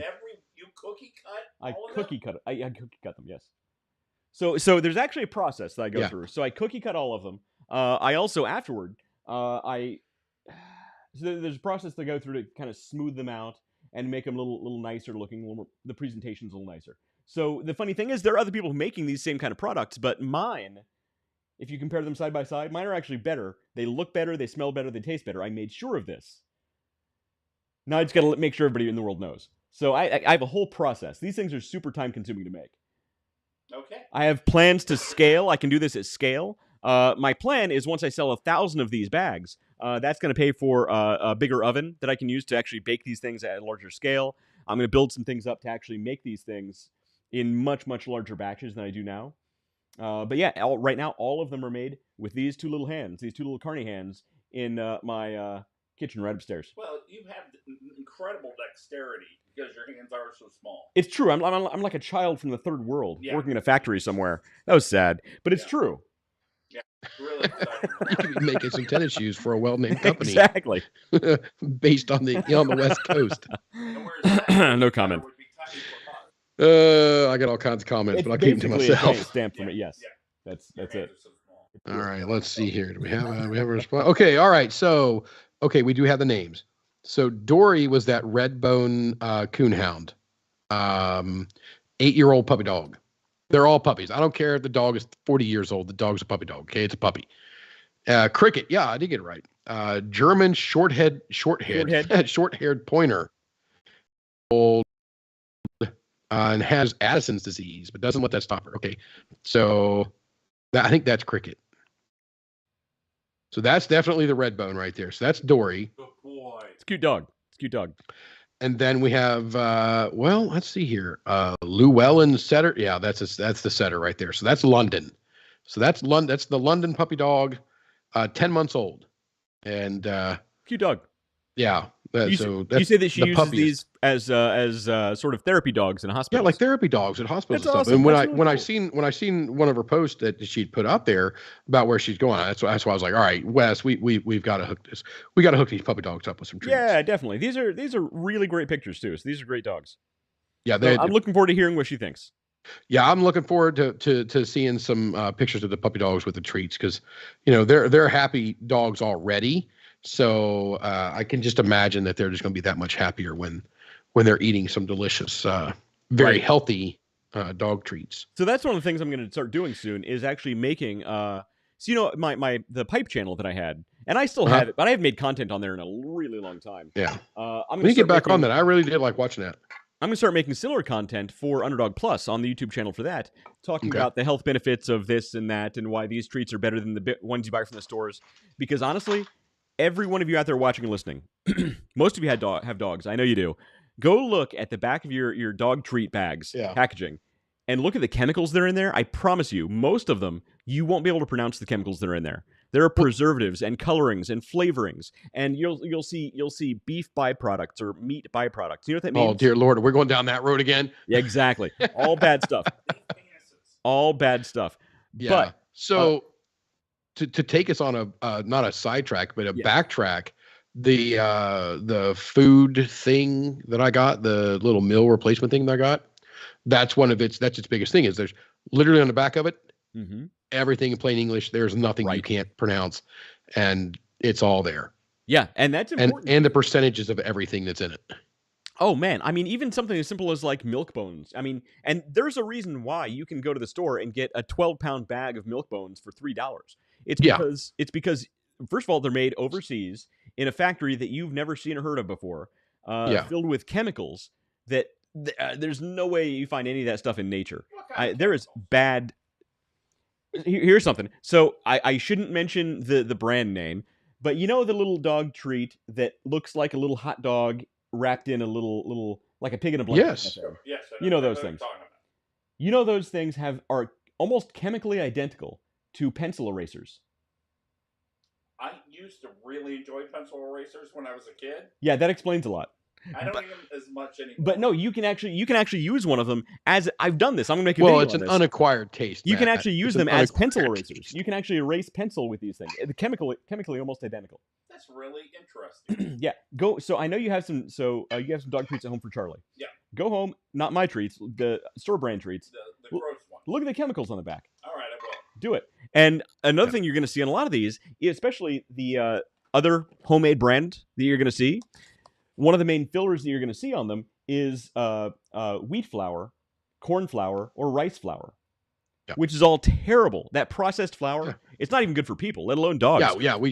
I don't have any of that. I remember growing up. You remember the food pyramid growing up, and it had grains and all the stuff that was down the bottom. It was supposed to be, and breads that was supposed to be a good portion. And I asked my kids now, I was like, did they teach you about the food pyramid? And they're like, what are you talking about? Exactly. I'm like, well, at least they've made that improvement. Well, grains are good for you as long as they're whole grains, but flour is even that you don't need. You don't get tons of refined flour is terrible. Yeah, like white flour, it just. White, because there's a W and H. WH. Like wheat. Wheat. It's like Cool Whip. We say Cool Whip. That's exactly what it's from. So here's one of the reasons this is so time consuming. I actually make my own flour. You know how I make my own flour? I take the brewer's grains and I bake them, just the grains. I get them all dried out. I put them in a food processor to make my own flour out of the brewer's grains. So I don't even have any processed wheat flour in this stuff. It's literally just brewer's grains. Yeah. Yep. When my dog was drunk. There's no alcohol. There's no alcohols in them. There's no alcohol. So yeah, that's your dog is drunk because you gave him a Heineken. Okay. Also, by the way, there's no hops because hops is actually really toxic for dogs. Yeah. Do not ever give your dog beer. How about making a chocolate flavored dog treat? All chocolate and hops. Dogs love that. Chocolate and hops. So crazy enough, my dog, I like Hofbrau, I like better beers. And she never goes after those. But back where I used to live over there, the neighbors would have Bud Lights and Coors and Millers and things like that. These the cheap swill of the people, I guess, the peasants. And she would go after those. She would try to drink those. You know what? I've seen like videos of people in college who give their dog a beer, and the dog is fine, but it's actually really bad. So I wouldn't recommend it, but I don't know.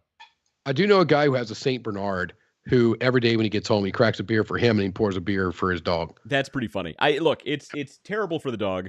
On one level, it's kind of funny, but it's funny. So there are actually companies that make beer for dogs that don't have any hops or alcohol. I think it's basically bone broth in a bottle. Which is a great idea. Like you could buy bone broth dirt cheap, or like, what are those little cubes of flavor?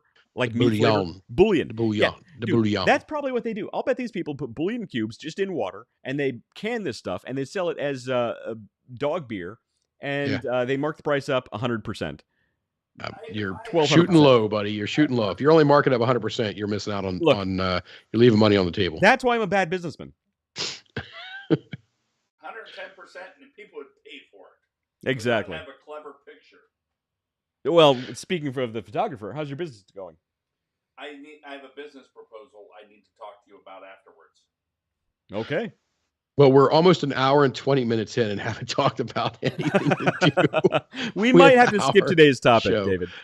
What do you guys think? People who are out there watching, do we keep just shooting the breeze or do we try to get to a topic? Well, Devin Ross says his dog ate a whole pan of brownies. We know what Devin's thinking about. Brownies. Yeah. Well, I mean, his wife is. Were they, Devin? What? His wife is the Drown Me in Brownies girl. That's Devin. When are you going to come on and talk about your wife's business? Devin, you and your wife. We don't want Devin on. We want Devin's wife on. That's true. Emily. We'd much rather talk to your wife, Devin. I think it's Emily. Emily Ross. I'm about 7% sure that's Emily. That sounds like a real name, Emily Ross. It sounds like a real person. Sounds like a real name. Yeah, I think I've seen that. I'm pretty sure. He'll correct me.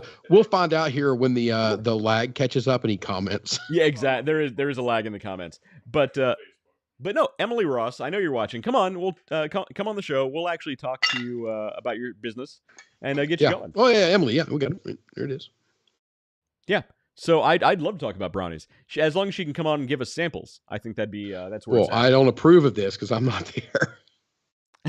you don't need. You're going on that diet, David. You don't need brownies. I can't have free brownies. I get to eat the brownies and drink the beer while you're here sober and miserable. The sober part's not going to bother me too much. I mean, I like having a little taste. And that's the name of David's new podcast, Sober and Miserable. sober and miserable. It's just hashtag married life. It's just David sitting there just grumbling about all the electric and the lights on in the house. Betsy Ross. I'm sure she could knit a flag. Very, very nice lady, I'm sure. He's looking up adult material in the back of my show. No, that'll go over well. Yeah, Matt Harmon's not intentionally looking up adult material. Do you believe that? Young lady. Devin says he'll make it happen. Put a top on. Why would you ever say that? That is terrible advice. That's bad business advice, frankly. That is bad business advice. She's never going to make money that way. It's okay. You can't say that online. But we just did. We'll edit that part out. We'll edit that part. It's fine. It's fine. West, we do a live show. So what are you drinking now? That looks different than the s'mores. You're right. That was different. You said that so enthusiastically. So also you're right, Dave. Well spotted. So also from the reason you noticed the difference. The first one I had was a s'mores. It was a stout called Smorty, which I like Rick and Morty, so I like the packaging. I've never seen it, but dude, you gotta watch it. I've been told I should watch it. Okay, everybody in the comments, tell David he needs to watch Rick and Morty because Rick and Morty. Okay, here's what we're having a watch party from now on. This is what's happening. This is the theme of the show for the next 6 seasons. So this one though is also from Listerman. This is a cherry lemonade sour ale. You love sours. I love a sour, and this love sours. It's really good. Hold that up there. We can get a little picture of that, a better view of that can. You want a better view of my can? I didn't say your cans. I said you can. So they have pretty good can art. So they've got a stoned sun. Okay, a stoned sun. It's called Still I Rise, and I'm not even sure what Listerman is, but I bought this at Perfect Pour, which also carries Underdog bones. So go to Perfect Pour, pick up some beer, pick up some bones. You're good to go. We've talked so much about Underdog bones tonight. That's we're going to have that little thing up on the corner of the show that says paid advertisement in it. Well, Facebook, we didn't get paid. Here's the thing. Neither one of us got paid. Yeah, we're not getting paid. It'll be a while it's an before advertisement. I get paid for any of the stuff I'm doing with these. Your wife loves that aspect of it. She really does. That always goes over she's so well. super supportive. Well, she has to be because you're not bringing any money. That's the reason I still have a day job. David. Yes, that's why I have a day job. That's why we all have. It's all about the long game. I have several friends who've started business over the years, and about 3 months in, 6 months in, sales are stagnating. What am I supposed to do? A year in, I'm not making a lot of sales. I had some stuff at first, and I thought it was going to pan out, but it's really stagnating. I'm not getting a lot of new sales. It's a long game. It's a long game. It is. And that's really where we should lead into the main topic tonight, and we'll get into this next week. But you got to diversify your marketing. You got to stick in it for the long run. You got to really dedicate yourself through the thick and the thin of it, because it's going to, you're going to have to treat it like a hobby. Yeah, that's it. If you have a business, treat it like a hobby. You treat your business like a hobby, it's going to cost you like a hobby. If you treat it like a business, it'll pay you like a business. And it's the long game is what it is. Yep. And here's the thing. You need to keep this stuff up too, because, I was thinking about it. People get into this, and again, 3 months in, 6 months in, a year in, they're worried because things are stagnating. They've been doing the same thing. Why isn't it working now like it worked before? Einstein has some comments about that. You need to diversify what you're doing as far as your marketing, as far as your advertising, as far as how you talk about your business. But also, you need to really keep it up. And actually, the bigger you get, you need to do even more as far as getting the word out. Because it doesn't matter how big your brand is, you need to constantly be reminding people that you exist and that your product is great. Big businesses, big, huge brands, there's a reason why they have giant marketing teams who are very busy. Yeah. Because the big, giant brands, they constantly need to remind people that they exist. Mm-hmm. Even though they're giant. Amazon, they still have advertisements. You wouldn't think they should, but they do. They do. So do you with your little home business like I have. Yep. Absolutely. So, right now I deal with a lot of other companies, and, part of my role with them is to help their business and help the business development for them. And one of the biggest things I'm talking about with them right now is some of this marketing investment, contact with engineers and firms and such like that. And they're like, well, I know the big guys do that because they have the time. I'm like, no, the big guys are big because they did this. Mm-hmm. That's how they got there. It's not the chicken or the egg. No, this leads to that. Right. So if you want to grow, you need to invest in this. If you want to be in this small box here and always be right on the cusp, then sure, you can fight for every nickel and dime out there. Go for it. If that's the business you want to run. I probably won't keep you on if you do that. I'll probably cut you loose, and I'll go find somebody who's willing to do it and grow. But, that's how it works. You got to get those people that are investing into themselves, and that includes actual investment. Mm-hmm. And across a broad range. We talk about touches, advertising touches and marketing touches quite a bit. And I go over these same things with them. It's like, here's the thing you can do. Not only is a touch, it's a high value touch, right? And it will assign the SME aspect, subject matter experts, kind of a moniker to you by doing this, so that you're the first phone call, you're the first person that comes to mind, but you have to stay on top of it. Yes, it means you're going to be losing this guy for a day out of the office or something, or a week or something like that every quarter, but it's going to pay dividends. It's going to pay mad dividends. Right. Got to make the investment. Henry Ford, was it? I think it was Henry Ford, guy who stops advertising to save money is like a person who stops the hands of a clock to save time. That's it. Exactly. And, David, you and I have worked with a certain acquaintance that we have who was trying to start a business, or he had a business that he really wanted to kickstart and get going. He worked with agencies. Yeah. He wasn't happy with what they were doing. He talked to us. He liked what we said, but, the more we met with him, the more he wasn't willing to invest his time, and unfortunately the money, not even money that would have come to us, money that he needed to invest in the company in certain areas to make it grow. Oh, that's a shame. That was a great product. It was a great product, and he had a great history. He had great contacts in the industry. He had everything going for him, but he wasn't willing to make the investment to make it happen. And we eventually had to sort of just change the subject enough to the point that he just gave up, and his business floundered because he wasn't able to invest the time and money that was necessary. It's a long game. And we went over this in one of the previous episodes about the investment of time versus dollars. So if you, let's say you don't want to invest a lot of dollars into it, well, you better be ready to invest. You better be ready to invest more time. If you have lots of money, you need less time. If you have lots of money, you can back off that time so much, and you can delegate that out via the money. The action still has to take place. The method still has to take place. And a lot of people a bit of a sidetrack here, but a lot of people will confuse busy with productive. Well, and that's and you can spend a lot of time being busy, and you think that that's the investment. Hey, I put a lot of time into this, but you put a lot of time into being busy. You didn't really put a lot of time into being productive. Well, and when it comes down to marketing, it really comes down to overall reach. And that means sort of the eyes that you can get in front of. So you mentioned earlier. Fill the hopper. You mentioned earlier the number of touches that you get. So touches are basically impressions that you get, eyes that you get on your product or your brand, right? And we know, because we've talked about it before, it takes at least 7 touches of a brand, 7 impressions of a brand, you seeing a brand, before you start to get brand recognition, before you start to remember that brand. Even if it's just in passing, you'll eventually get to the point where you just remember it. It's at least 7, right? The thing is, if you have lots of money, you can put your brand out there a lot more, get a lot more impressions, a lot more visibility very quickly. If you don't have a lot of money, guess what? You can still put your brand out there, but it takes a lot longer to get that same number of impressions, right? So lots of money means you need less time, which is why big investors and big people who start with lots of money, like the person we were just talking about, they can grow very quickly, right off the bat.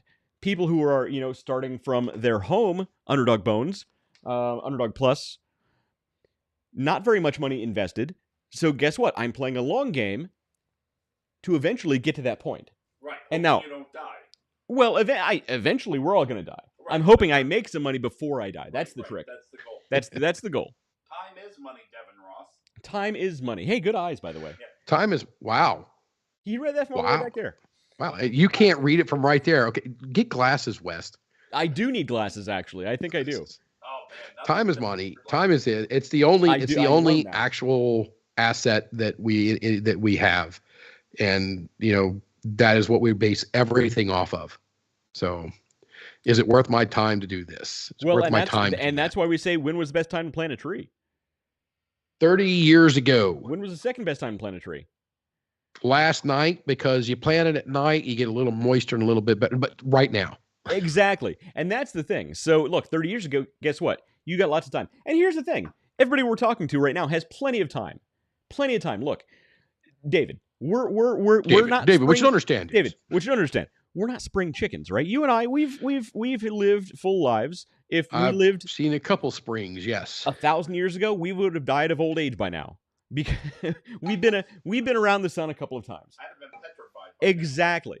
The thing is, though, look, every one of us, we still have at least 5 more years before we die of natural causes. Now, I'm 20, 30, 40, 50 years in some cases. The thing is, had you started a business 20 years ago, 30 years ago, you'd have been starting from a place of no internet. Right? Yeah. You'd have been starting from a place of very limited resources to get started, less experience, less life experience. Right now, you have everything going for you. You have all the experience, all your life experience leading up to right now. You have everything going for you. You have the internet that didn't even exist 30 years ago. Yeah, Colonel Sanders didn't invent chicken until he was like 50. Exactly. Now imagine what you can do in the next 30 years if you started right now. People say, oh, if I could go back in time and do this, oh man, I would be super rich by now. Guess what? Start right now. By that time in the future, if you still have that same intention, you can be exactly where you think you should be right now. Yeah. That's the crazy thing people don't realize. Oh, if I knew this 10 years ago, I could have, okay. Then what do you want to be doing 10 years from now? Imagine 10 years from now. Yeah. Yeah. You got to get there. You got to do it. Nobody's going to do it for you. It's true. Nobody. No, that actually right there is probably the best advice we've ever given on this show. nobody's going to do it for you. Nobody's going to do it for you. If it's a business and it's something you want to do and you want to own it, then you need to do it. You need to own it. Right. And if there's a business you wish you started 10 years ago, start it right now. And 10 years from now, you won't be able to say that same thing because you'll be there, right? That's why we keep telling you, hey, start that YouTube channel talking about French fries. Yeah. Yes. I think the French fry thing would be huge. Actually, that would be awesome. To the corporate person I was thinking about, and we're talking. He's going to get me some training material. Really? Yeah. Oh, that's cool. Yeah. All right. We got to take a moment to admire the greatness of that quote I just put out there, because you guys blew right past it. Oh, I put it on the screen.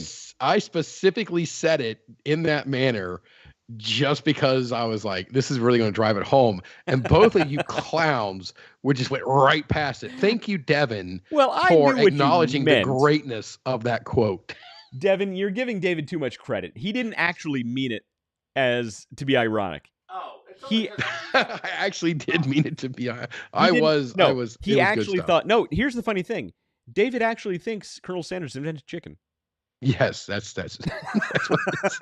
Well, that's the next T-shirt, by the way. Yeah, Colonel I should Sanders. Make that would be great. About this. Yeah, Colonel Sanders didn't invent the chicken until he was like 50. That's good. I'm glad somebody got it, man. That was a great quote to get wasted. That would have been. Oh. Well, that's going on. Made my night, Devin. You made my night. How the hell is that? I'm so annoying. T-shirt not selling. How is that? I can't imagine. I can't imagine. I have no idea. What are you doing to market it? How are you bringing people to your business? How are you creating a sales funnel? How are you creating interests? How many social and marketing touches have you made?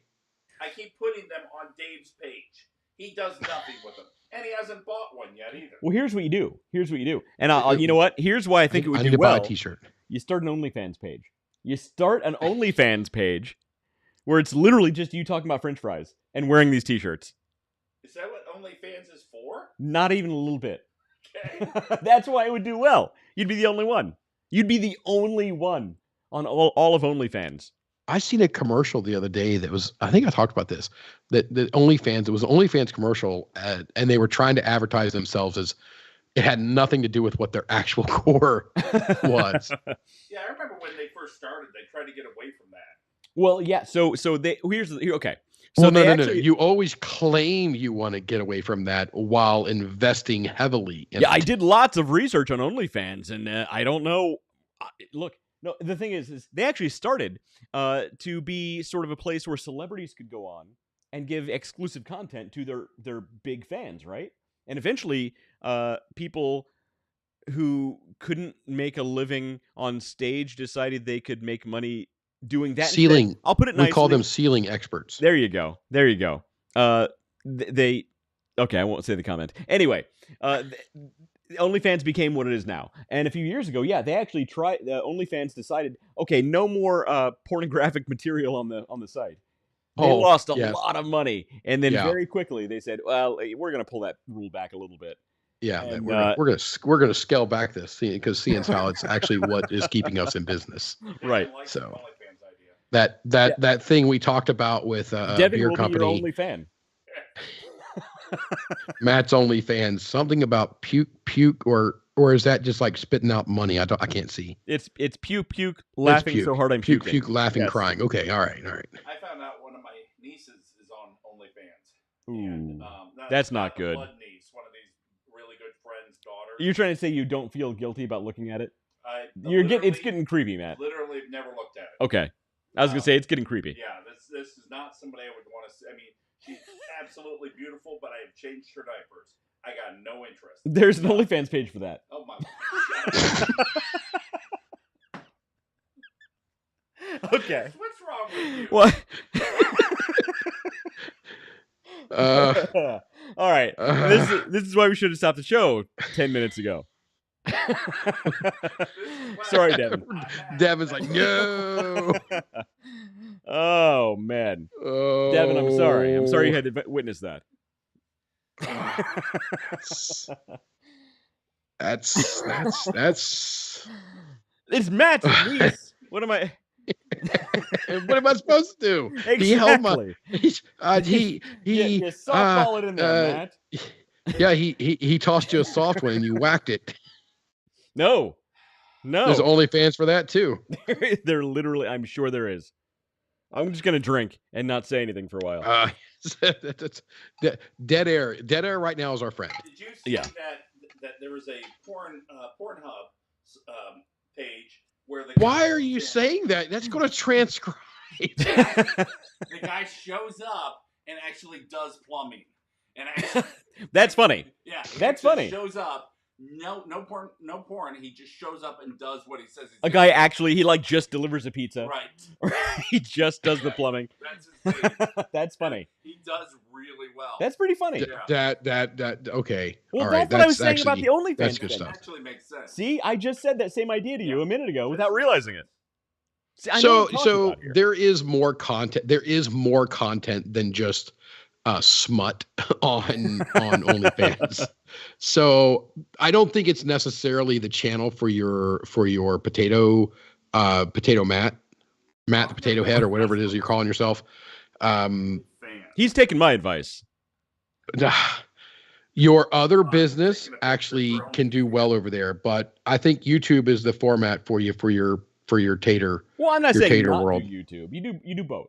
What about well, look, healthy habits with Paloma with a few simple ingredients. I don't know what any of that means. Like a Paloma pepper? What's an Iggy Azalea? Is that a plant?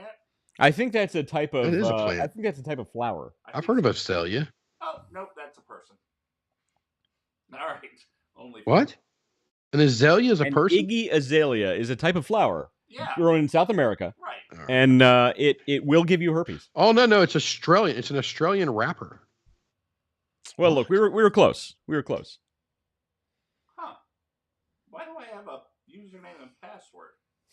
Why do I have an OnlyFans account? Why do I have an OnlyFans? I don't know account? what's happening right now. I don't know what's happening. He literally just realized he So already has I an account. googled that. I googled that person, and it's not what I expected.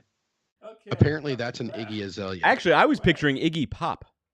Well, That is not Iggy that Pop. was the number 2 thing when I typed in Iggy. The number 2 was Iggy Pop. So basically, that's the same person. I think Iggy Azalea and Iggy Pop are the same dude, but with different decades. Oh God. Yeah. No. Yeah. Were you I wouldn't- looking I wouldn't at OnlyFans in my house? No.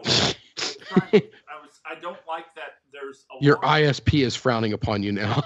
Yeah, it's getting tracked back to my house. Oh my God, I am on your internet. Okay, well, I'm not worried. Yeah. It's fine. Yeah, your wife's she's got a YouTube channel upstairs, and all it does is our live cast, and she just sat there and comments about, look what these idiots are doing now. Well, actually, that'd be a good show. That actually, I think she would make. Look, she would do better with that than us. There are Iggy YouTube Azalea is a channels. white female. Wait a minute, go back. Comment went away. White female rapper. Haha. I'm sorry, Azalea. I thought it was a flower. Why is he it's- laughing? What was funny? Iggy Azalea. I know, but he's saying ha ha. Why is it? Because we're old and we don't know anything, dude. We don't know. That's what why an he's Iggy laughing. Azalea is. Oh, all right. Well, And you're back there looking at porn in my basement. Pass the sign-in sheet. Wes, that's gonna get transcribed too, bud. Well, the things we've talked about this evening. Yeah, I it's suppose at way this too point we late. might as well just That go. ship has sailed, my friend. Yeah. Make sure you. All right, so I guess it's time to sign Ship. off. Cambridge Analytica. That'll do it for us, We right? didn't get kicked off. It worked before. Why not try? Yeah, it's just instant shut off. So yeah, we'll give it a try another time then. It? Dave gets it. Yeah, Dave gets it. Yeah, we're old. We don't have a clue. We're out of touch. Exactly. So You know, Not out of touch. I am extremely hip. he's a college. This guy's a college student. A He college is. student. He is down with the young people. If you have beads, I will lift my shirt. Dear God, no one have beads. All right. Anyway, dear God, no one have beats. everyone, honestly, go to Underdog Plus. Check out the treats. Pull up the website. Pull up the website. Well, I was going to do a quick sign off, but I can pull up the website. The website. Yeah, and hit that like button and subscribe. Hang on. Yeah, and more importantly, share. Yeah. Share the freaking thing already, people. Share it. Freaking t-shirt. My God, it's the greatest t-shirt in the history of t-shirts. So There we go. what you want to do is you want to go to Underdog Plus and check out Underdog Plus Peanut Butter Brew Bones. I actually go in. Well, that's the sign up. I actually go and I talk about all the benefits, health benefits of all the ingredients in there. Super Yep. limited ingredients. I actually have a lot of really cool merch on here too. Some t-shirts, some mugs, some steins, or some pint glasses, and you can also buy Big Bentley's cleaning supplies, which are amazing, by the way. I need to update these images. And I also Yeah, have it's got the the Underdog Plus dog blog, which Yeah. which is the only blog on the internet right now. This is scientifically proven. The only blog on the internet right now not written by ChatGPT, actually written by a human. So go on there, check it out. Well, you should change that.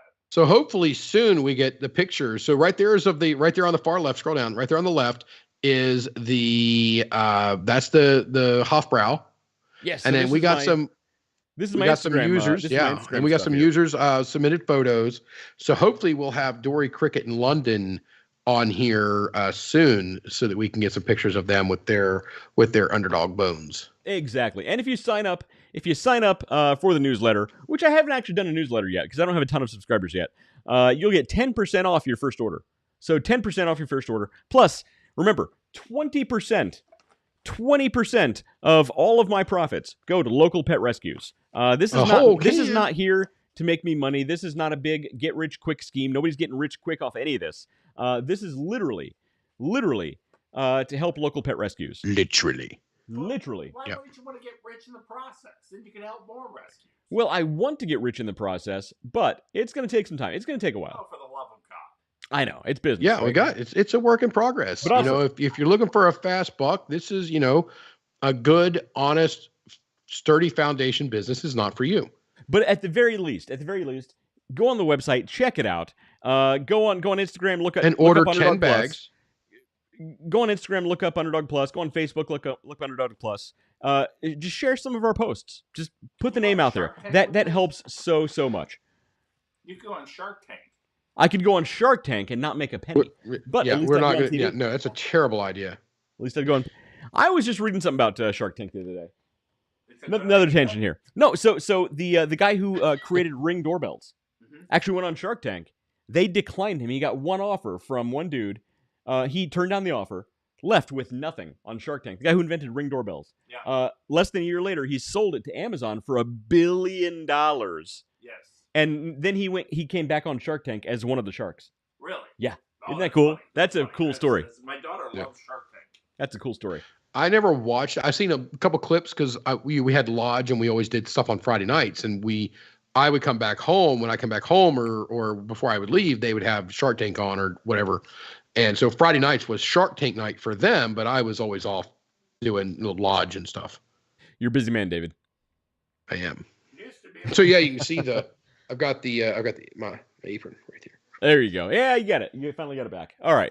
Well, look, it's been a long show. We never even came close to the topic today. But, yes. So next week, new riveting episode of the Underdog Journey, where we cover the podcast topic that we were supposed to cover tonight. And it's a good topic. Wednesday next week. All right. Wednesday.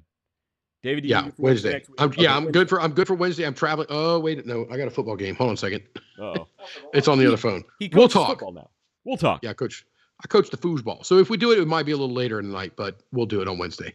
We'll make it happen. All right. Anyway, I've been West. He's been Dave. This guy's been Matt Harmon. And we'll see you guys next week. Later.